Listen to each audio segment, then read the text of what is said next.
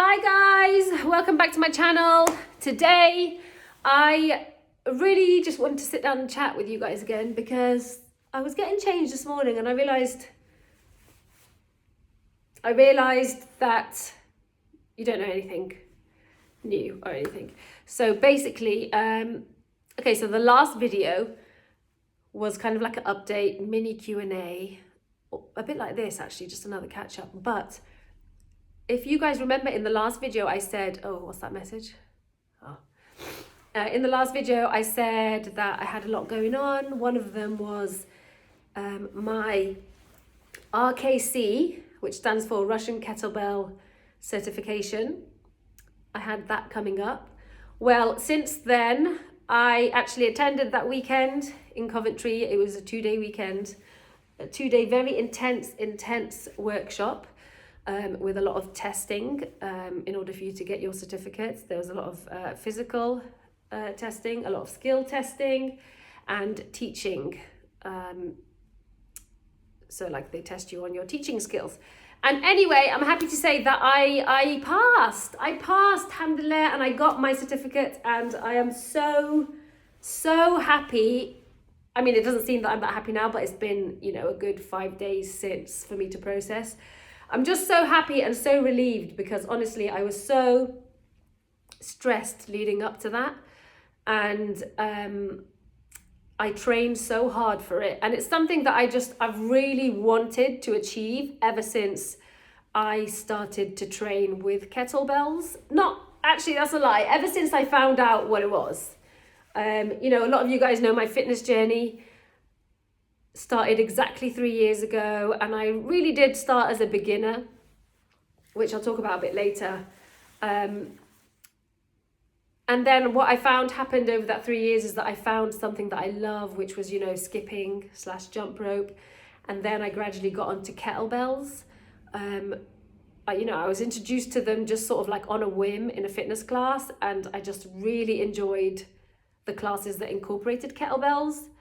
And I mean, in hindsight, how they were incorporated is not how I would teach them now, but that's kind of what got me hooked. And then it made me do a lot of online research. And then I came across, the certification of, it's literally like the gold standard in certifications for kettlebells and kettlebell teaching. It's RKC and Strong First, which essentially is from the same sort of founder, and it just got split into 2 organizations purely for like a marketing and kind of perspective. But anyway, that's besides the point. The point is I am just so happy that I achieved that, because for someone that is not a personal trainer and someone that only got into fitness myself 3 years ago, I found a true passion within the industry, and I do believe that I found something that really fulfills me in terms of sharing that passion, but also teaching it. I didn't realize that subconsciously I sort of teach my family and friends anyway. And obviously from just what I know, but now that I've got this qualification, I can really go out there and teach it. And I'm just so, I know it doesn't look like it, but it's actually because I'm ill. But I'm literally ecstatic. And I know a lot of you guys want me to share a kettlebell workout on here, and I will. I actually wrote one yesterday. But the thing with me, because I have ADHD, and I reckon I have other things, I think I'm potentially on the spectrum slightly. Not slightly, sorry. I think I'm on the spectrum in some way, for sure. But mainly like my diagnosis is ADHD so far. So because of that, I have a certain way that I like to do things. And for me, it doesn't make sense to just share a kettlebell workout when I feel like I almost have to share or teach on my channel from the beginning. So what I would want to do is share like a home, no equipment sofa workout that's suitable for real beginner ability. Or one that could be, I don't know, because personally, I feel like what is beginner? I feel like beginner is different for everyone. So like when I was a beginner, I still had the physical range to be able to do a squat, to be able to do a lot of basic movements that people say are beginner movements. But then I know some people who are not able to squat properly, and this is with no weight. So let alone bringing in a weight into it, or let alone, like for example, tricep dips. I've always been told that's a beginner workout if you do it on a chair. But then for a long, long time, I couldn't do that unless my knees were like really bent in front of me. So I feel like beginner is different for everyone. But anyway, back to the point. I really want to share, basically the first workout I'm thinking of sharing is like a really, really very beginner friendly home workout, no equipment, follow along style here on YouTube. And then after that, then I think I'll do a very beginner friendly kettlebell workout, which to me would be incorporating exercises that will really allow you, sorry, I keep getting notifications, incorporating exercises that will really allow you to familiarize yourself with the kettlebell and to get used to handling a kettlebell. Because believe it or not, the kettlebell by itself is an amazing tool for your fitness journey, be it alone, training with it alone, with body weight, or training with it alongside, traditional gym stuff, whatever it is you want to do. But kettlebell by itself is so underestimated. It's also used so not incorrectly even, but it's just used so inefficiently by a lot of PTs or just a lot of people in the gym, and that's just purely because they just don't have the knowledge of the kettlebell and its intended sort of purpose.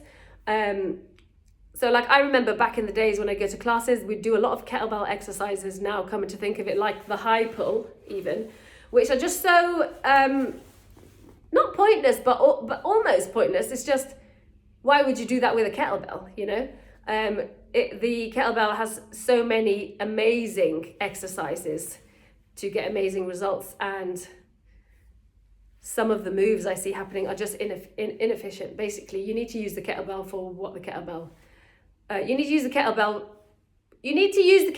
to do kettlebell exercises. Anyway, I'm going to start sounding super like, wow, hyperfixated, which I am, which is why I went and got the certification. But anyway, yeah, so I'm just putting out there, I probably will do like a beginner body weight only sofa workout, just so that, I don't know, that it just makes more sense in my head. Let's do that. And a lot of those movements will help, to build strength for you to then go ahead with like a weight or a kettlebell even. Or a lot of those movements will just allow you to get used to moving your body in certain ways. Because like for me as a beginner, yeah, I could squat, I could understand a deadlift position, but I didn't really understand until, way into my training. But then again, for a lot of people, they just don't, they're not even familiar with what a deadlift is, or with what a lot of these gym phrases are, even though to other beginners, they know what they are, they just don't work out. So I feel like it's different for everyone, but in my head, it makes sense to do a beginner, no weight, full body, sort of workout, follow along here, and then a beginner kettlebell one. And then from there, we'll go on to do loads more. I guess I'll have to just categorize them all for like beginner, intermediate, advanced, or, But then that's the same thing, beginner and advanced. See, this is my problem with ADHD. Like I overthink things. Like nobody else overthinks this stuff. They just upload shit. But I just overthink it, and this is a big thing that stops me a lot of the time from doing things. I overthink things to the point of convincing myself that I can't do it because blah, blah, blah, blah, blah. But one thing I've learned over the last week is that you can do anything you set your mind to, if you work hard for it and you really want it. And that's what happened with the RKC. And I'm so chuffed.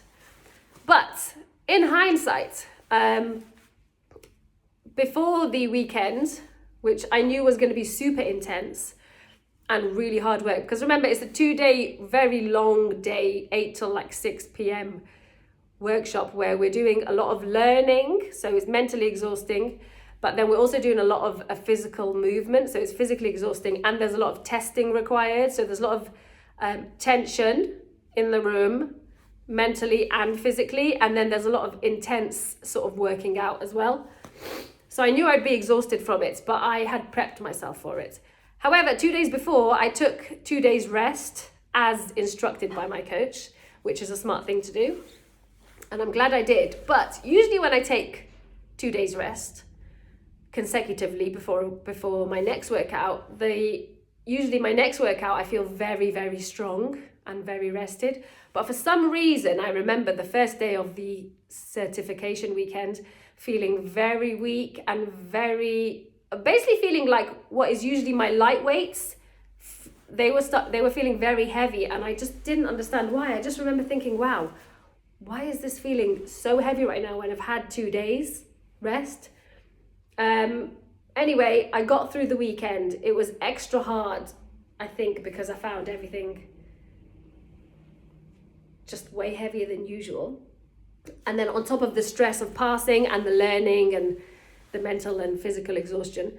But after I passed, alhamdulillah, and I drove home from Birmingham, and then on the Monday I had a day's rest, no working out, and basically I just completely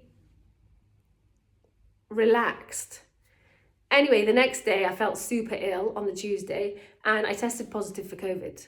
So that just tells me I either had the symptoms before, which are muscle aches or whatever, but I put it down to working out. But I'm thinking now maybe that it was COVID symptoms, and as soon as I relaxed, they sort of hit me hard. Either that, or I just got COVID because I relaxed, and so my immune system also relaxed instead of being in that fight mode. And I just got ill basically as soon as, the stress of passing that weekend was over. So I'm currently on day 5 of isolating from COVID, or it might be day 6 by the time this gets uploaded, maybe even day 7. Hopefully by the time it's uploaded, I no longer have COVID. But basically, yeah, I have COVID, and basically that's an update there. But also, what else? Why else was I doing this video? Yeah, to let you know that I passed. Woohoo! You're going to see workout videos soon. Woohoo! Do you want the workout videos portrait like this? Is that easier for you to follow along because it gives you the option to have it just on your phone with a nicer viewing experience? Or do you want it filmed landscape? I don't know. Let me know. Or do you want... No, that's the only options. Yeah, do you want it portrait or landscape? But another update that I really want to share with you guys is that basically an ADHD one. So a lot of you guys asked me, can I get an update with your medication, etc., etc. And I realized I haven't done one since I decided to take medication. And it's actually been June, July, August, September, 5 months, nearly 5 months of taking ADHD medication. And I am currently on Elvans, which is also known as Vyvanse, depending on whether you're in America or the UK, I'm not sure. But I am on Elvans, and I'm basically currently on 50 mg, which I have been for about a month, I think. And I feel like the 50 is my perfect dosage amount. It took a while to find what the perfect dose was. I think I started on 30, did 40. It wasn't really lasting all day. It sort of wore off around 3 o'clock. And then I was like, that's when the kids come home from school, and I kind of still need it to keep going so that I don't suddenly have like a sensory meltdown, whatever. So I feel like I'm at the 50 mg stage, and I'm really happy with that dosage. I'm going to continue it for the rest of the month, and then I'm going to assess whether I would rather go on a lower dose, so 40, or stay on the 50. Potentially I might try to go on the lower one, just because I know that ADHD medication is not something I'm going to be on for forever. I was talking to my psychiatrist about this. I was like, what's the plan here? Because I know this is really working for me and it's really helping me, but I'm not just on it forever, am I? And he said, no, the idea is that after about a year, we'd start slowly bringing the dosage down, And by then, hopefully you would have built habits, which are from the sort of benefits of the medication. But because you would have built those habits, you would find life potentially much easier than you did before the medication and without the medication. Does that make sense? So I was glad to know that. So I'm thinking maybe potentially I'd just go down to 40 because it will make things easier when it's time to get off it. But in general, guys, the medication has helped me immensely. It's actually been so life-changing. I don't think you understand how life-changing it's been. In many, many ways. One of the ways being, so you know how I've always said I've had an eating disorder, and all my life I've had an issue with binging, etc., etc. This is true. But the thing about the ADHD diagnosis and the medication, it's made me now start questioning that reality, because the medication has pretty much eliminated binging for me completely. So I no longer have that issue, which is really weird for me to say, because even at the beginning of the medication, sorry, I don't know why I'm wearing this coat. It's literally just part of the outfit because the t-shirt just feels a bit unfinished. But I'm not even going anywhere. I literally just got dressed to film the outfit of the day because I feel like I haven't done any fashion content in ages. You can see the outfit of the day on Instagram. I'm getting straight in my pajamas after this. So anyway, what was I saying? What was I actually saying? Yeah, so it feels really weird to say that basically I no longer have an issue with binging, but that is the case. And a lot of people have noticed a recent weight loss with me. The truth is, it's not recent at all. It's actually just since taking my ADHD medication. But also before I started taking that, I remember we'd either just finished Ramadan. Ramadan was like pretty recent after that. Before that. And so I'd lost a bit of weight from fasting Ramadan, and then I started the medication. And the medication, you know, if you read a lot of reviews online and stuff, it does say it suppresses your appetite. But for me, it didn't suppress my appetite, because I was still eating and eating good, still eating my usual amount of food on the days that I don't binge. But what it did do is allow me to understand when I'm full, or not even when I'm full, when I'm just done eating now, and just basically make it that simple. Just stop eating and then eat again when I feel like I'm eating, rather than having that all or nothing sort of binge mentality. So I feel like I need a whole other video on it, but in general, that's sort of where I'm at with that. And that's why I sort of don't really talk too much about that, because I'm still in the sort of phase of trying to figure out what is it. Did I ever have an eating disorder, or was it always my ADHD that was undiagnosed, obviously, as a kid? Was it always just that? Because that makes sense to me more. So it's just all, basically I haven't shared too much because I'm still trying to figure that out. So like, if you share your life online, sometimes it's hard to know what to share or when to share it, because I myself am ever growing or ever evolving or always learning new things about myself. And so I don't want to say something and then next week I'm at a different place to that, because you guys, it's hard for the internet to keep up, and then you seem you seem not genuine, but the reality is you're still growing through the motions yourself. And so sometimes it's best not to share things until you sort of are out the other end completely. Does that make sense? I don't know. Anyway, yeah, so it's been life-changing. Many things that would really be a big deal for me or stress me out are no longer. And yeah, honestly, it's actually been life-changing. It's not to say that it's completely got rid of like all of my, things that I struggle with the ADHD, but it definitely helps to manage it. But sometimes, you have good days and you have bad days. Some days are just still like, no, it ain't happening today. It feels like medication is doing nothing. But that's the whole thing, isn't it? It's not really going to get rid of it. It's not going to get rid of it, but it just helps you to regulate more. That's the point of the medication. And that's one of the things with ADHD, you're not able to regulate a lot of your feelings or to process them. And that's why you have maybe like erratic reactions or very impulsive behavior, like binging or impulse shopping, for example. Those are just like top of my head examples.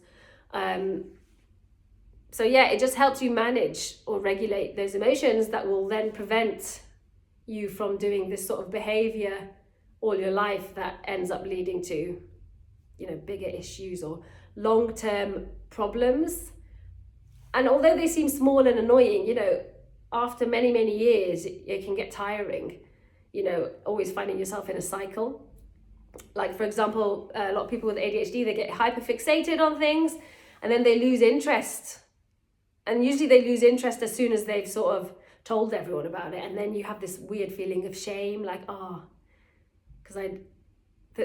which is like, okay, everybody was excited for you and then you don't actually see it through, kind of thing. And this is a classic thing with me. Like, I've always started like business projects, clothing lines, things like that, and never seen it through. And I've always thought to myself, am I just not a good businesswoman? I just don't know how to see things through, or I never know how to progress to the next stage of like successful business. But now I'm just understanding that's because of ADHD. And a lot of people are like, I'm starting to think this fitness thing is like a hyperfixation, etc. But whether it is or whether it isn't, the thing about fitness is actually the only hyperfixation that I've had for many, many years. Usually my interest in stuff lasts like a few weeks, couple months maybe. Whereas I've been training for 3 years. And so I don't think that is something that applies to that. Also because within fitness, there are so many different avenues and so many different ways to be active and to be fit, that if I do lose interest or lose focus, it's very easy for me to find something else in that. So for example, when I did MMA for 6 weeks, that kept me engaged, new challenges, and then I got into kettlebells, and then I put the pressure on myself to get my certification, which I was so nervous about as well, honestly, because of the teaching part of it. Everyone there was a qualified PT. I'm not a qualified PT. I'm studying to be one, but I'm yet to get that qualification. But forget that, I'm yet to have that experience to teach people, in a gym setting or to have a client, etc. So I was very nervous about the teaching side, but actually it turned out to be one of the parts I performed really well in. And so I have this certificate now to teach, but only to teach kettlebells, which is basically what I wanted. I mean, I don't actually want to be a personal trainer where I have one-on-one clients. I actually just want to be somebody who can teach online a group of people. And then I really wanted to just have that niche of special expertise in one particular thing, which for me is kettlebells now. So yeah, anyway, off topic. What was I even saying? I don't even know. So anyway, in general, yeah, the medications help me so much. Oh yeah, that's what I was talking about, the hyperfixation and the not seeing things through.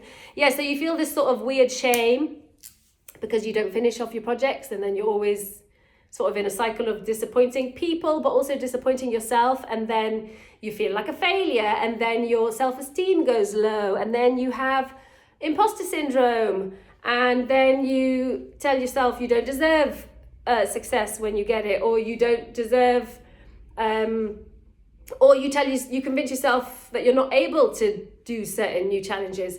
But then it's also really weird because also at the same time, deep down, you also think you're fantastic and incredibly talented and 100% are capable of doing things. And some of the things are like really, okay, you got to be realistic. Like sometimes, I'll give you an example. This is just funny now. Sometimes I look at breakdancing videos and I'm like, I can do that. Obviously I can't. But I don't know, it's a weird one. Basically, if you know, you know, okay?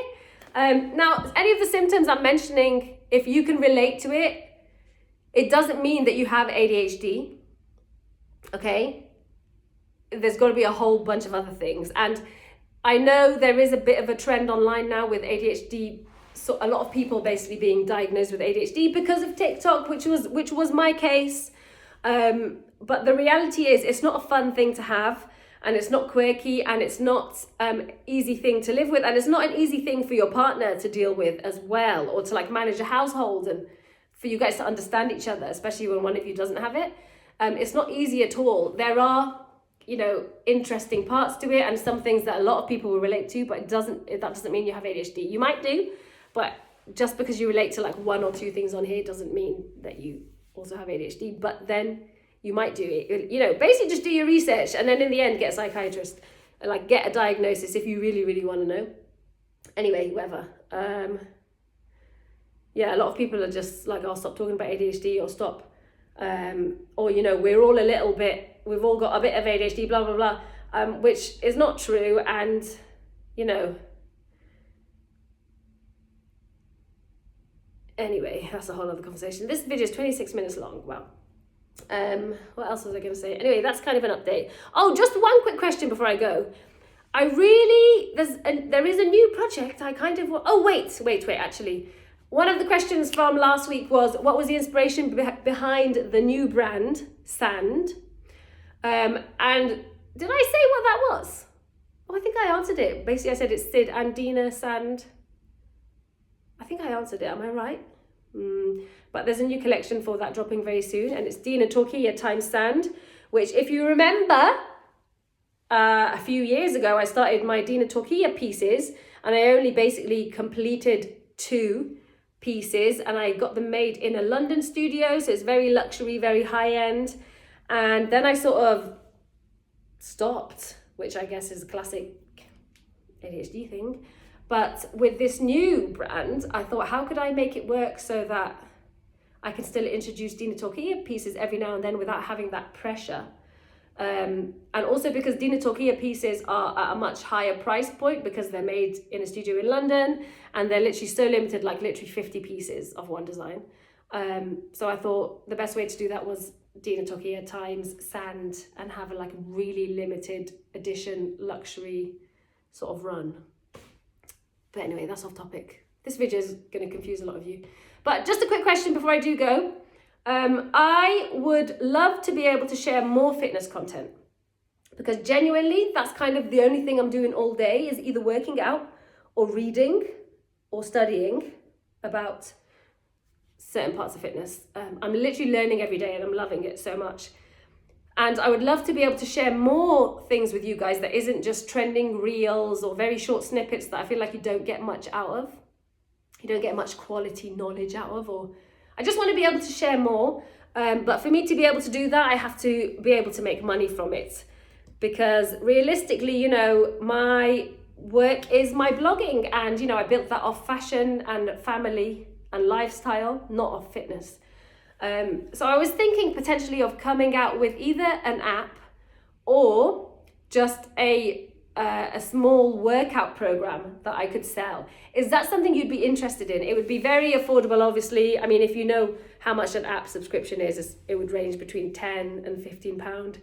Or if I was to sell, you know, like a 6 weeks beginner program, introduction to kettlebells, or introduction just to working out, I could just sell that file for like £10, and you have all the info there and you follow along. I don't know, let me know. I was thinking, I mean, originally I wanted to do either YouTube subscriptions. What do you think if I did it on YouTube? I could do a YouTube subscription service, and then everyone who's subscribed just gets literally loads of fitness content, whether it be live workouts, or like scheduled live chats, scheduled live workouts, a community page where we all sort of together, everyone who's subscribed and me, constantly communicating all about fitness or whatever it is. I'd have pre-recorded workouts on there, just basically loads of content, which is kind of like what you see already on my fitness page, which is Stronger by Dina or Stronger with Dina, I'm not sure. I'll leave it in the description. Basically similar to that, but just more in depth, because obviously on there I'm literally just sharing short reels, because that's kind of unfortunately how the algorithm works. If you want your page to grow, you kind of have to follow the algorithm, and unfortunately that means not giving a lot of content, which is a bit crap, because I have this desire when I share like a reel to give you more detail on that particular move or blah blah blah blah blah blah blah. So anyway, either I do it on YouTube subscriptions, which could be like £5 a month or something, and then it would just allow me to really upload way more consistently. And then we could work out together, we can have challenges, you know, there's loads of stuff we could do. Or I come out with an app that might take a bit longer, it might take like 3-4 months. But then it's a lot more sort of fine-tuned, where there could be pre-recorded stuff, there could be progressions, there could just be loads of stuff. Let me know. I really have to wrap this up because I'm planning on not editing this, and I want to get back in pajamas and have a cup of tea and stuff. So let me know, guys. That's kind of an all over the place update. What did you think of that? I hope... did I finish all the... Look, Choji. Did I finish even the sentences in this video? Did I tell you about the weight loss? I didn't finish the weight loss topic. Wait. So a lot of people have noticed recent weight loss, and that's what brought me on to the binge eating thing. So basically, because the ADHD medication has eliminated my binging pretty much, don't get me wrong, sometimes it's still there, but it's pretty much gone. And even on the days where it is a binge or overeating, and I know I'm eating past the point of hunger and it's just gross, it's nowhere near as what it was before. So the fact that, which is why I'm shocked as well, actually, because the elimination of binging has had a huge weight loss effect on me. And that's why as well I was kind of thinking, have I always had food issues or body image issues, or is it just ADHD making me sort of like do this binging thing and controlling my life? But maybe it's a bit of both. But anyway, yeah, so the nutrition side of things, that's not why I sort of have lost weight. It's because I've eliminated binging, which I guess is nutrition. But what I'm trying to say is I'm not particularly like eating extra healthy or anything. I'm literally just having like, so for like, I haven't actually had breakfast yet and it's 10:30, but I will eat now. But also with the COVID, you know, I've got that thing again where I lost my flavor. So it gives you no desire to eat anything unless it's like super flavorsome, like spicy crisps. But anyway, yeah, like for breakfast, I'll have like, I don't know, either a bowl of porridge or a bowl of cereal, or sometimes eggs on toast if I can be asked to make it. And then lunch will be, then I'll have like a snack, like a protein bar. Lunch, a lot of the time, I have like cottage cheese with loads of crackers. And then dinner will be either one of those RNS meals, or Sid would cook something, or I would cook something, or we get takeaway. And then at night, I'll either have another bowl of porridge, or another protein bar, or ice cream. You know, basically the medication has allowed me to be a lot more balanced and not stressed so much when, you know, all the fear I had around food and stuff. But it's really helped me with that as well, which is a whole other video. But yeah, but this is not to encourage you to go out and try and get ADHD diagnosis because you've got like a food issue. Don't go do that. You know, it's really hard to talk about these things when it's such a bigger picture in general. So it's kind of just like, I don't want to trigger anyone, and I don't want anyone to get ideas, because I know a lot of you are young.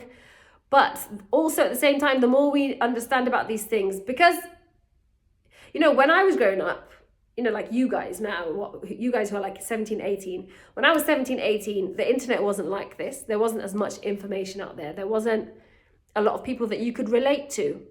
The world was totally different. And so, yes, it can be dangerous now, the internet, or, you know, I can trigger people, or, you know, whatever. But at the same time, it can be used positively as well. Like, we should be able to use these resources to find out more about ourselves and better ourselves, or get help when help is needed. You know what I mean? Anyway, I got to wrap this up. It's now 35 minutes. there will be a video, home, full body, beginner friendly workout video, no equipment, soon. And then there'll be a very beginner friendly kettlebell one. And then from there, we'll go on to do more. But for now, you can follow my page on Instagram, my fitness one, or my regular fashion and lifestyle one, up to you. I'll leave them both below. And let me know what or how you want me to do the sort of fitness thing. Should I work on an app? Should I do YouTube subscriptions? Originally, I wanted to do Instagram subscriptions because I heard about that, but they've only rolled that out in the USA and other countries. So that would have been perfect for me. My fitness page, I just have subscriptions on there. And then I already upload content on there, but it would just allow me to upload way more content then for people for only subscribers, which would have been perfect, but it's not eligible here in the UK. So that's why I was thinking YouTube. But let me know. Anyway, I gotta go. Bye. Talk too much, bro.